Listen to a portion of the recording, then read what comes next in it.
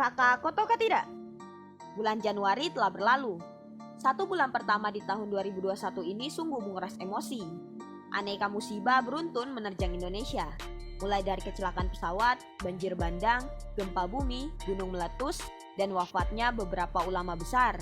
Ditambah lagi dengan kisruh politik dan kebijakan-kebijakan yang kian memperburuk keadaan. Padahal tahun 2020 Indonesia sudah banyak masalah. Wabah corona, anjloknya ekonomi, disahkannya Omnibus Law dan aneka korupsi lainnya adalah segelintir masalah Indonesia yang masih menjadi masalah. Jadilah masalah di Indonesia ini tambah banyak saja. Seperti hutangnya yang terus menggunung, seperti grafik coronanya yang terus menanjak. Belum ada tanda-tanda penurunan masalah, sedangkan penambahan masalah ada setiap hari. Pemerintah yang harusnya menyelesaikan masalah malah keteteran dan bahkan menjadi bagian dari masalah itu. Kakak, kau tahu tidak? Indonesia nih baiknya bagaimana ya biar masalah-masalah ini selesai? Mungkin nih kita punya solusi simple, seperti harusnya tuh begini dan jangan dah begitu.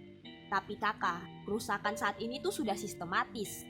Jadi solusinya pun harus sistematis. Misalnya saja nih korupsi. Korupsi ini sudah menjamur dari kota sampai ke pelosok desa, dari pejabat tinggi sampai ke tukang parkir. Kalau menjamur begini baru solusinya bagaimana coba? Kan kita bisa hanya sekedar bilang say no to korupsi saja. Tapi harus ada langkah sistematis untuk mencabut korupsi sampai ke dapu akar-akar. Nah, ini baru contoh korupsi. Belum lagi masalah yang lain yang mengakar kuat di Indonesia. Saking kuatnya nih sampai tramo hilang-hilang itu masalah. Jadi apa coba solusinya? Kakak, kau tahu tidak? Islam tuh punya solusi sebenarnya. Solusi sistematis buat selamatkan Indonesia bahkan dunia. Masalah dari A sampai Z ada solusinya dalam Islam. Lihat saja postingan SMBC, aneka masalah dipaparkan dan semua ada solusinya dalam Islam. Jadi kakak, kau jangan alergi dulu dengan Islam.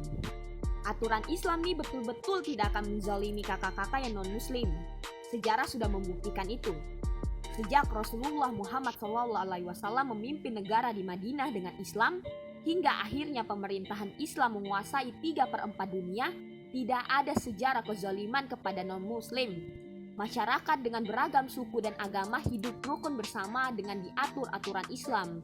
Justru sejarah membuktikan kepemimpinan Islam lebih baik dari kepemimpinan Romawi dan Persia. Bahkan tidak ada yang bisa menandingi ketinggian peradabannya hingga sekarang, termaksud Amerika. Betul kakak, kita tertipu. Kakak baca buku-buku sejarah sudah.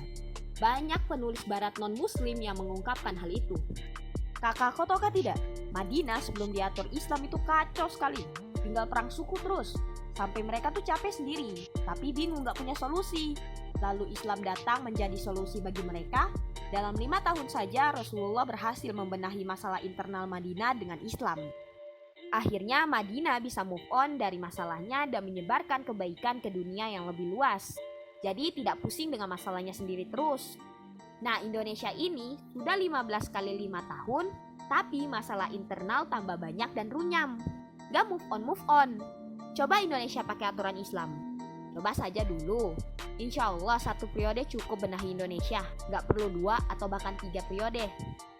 Tapi sedihnya kakak, ketika Islam menawarkan solusi untuk kebaikan Indonesia justru dianggap sebagai keburukan yang harus dicegah. Pemikirannya dihakimi, aktivis dan ulamanya dikriminalisasi, organisasinya dikebiri, tapi uangnya diambil. Dilabeli radikalis, ekstremis, fanatis, bahkan teroris. Padahal yang dilakukan cuma satu, menawarkan Islam sebagai solusi. Aneka cara dilakukan untuk menjauhkan Islam dari kehidupan, dari cara halus hingga yang kasar. Padahal yang ditawarkan adalah pemikiran. Cukup lawan dengan pemikiran. Cara-cara yang mereka lakukan sekarang untuk membungkam Islam hanya membuktikan kalau pemikiran mereka lemah. Jadi kakak, jika sekarang ada yang tidak terima dengan sistem dan aturan Islam, tanyakan saja.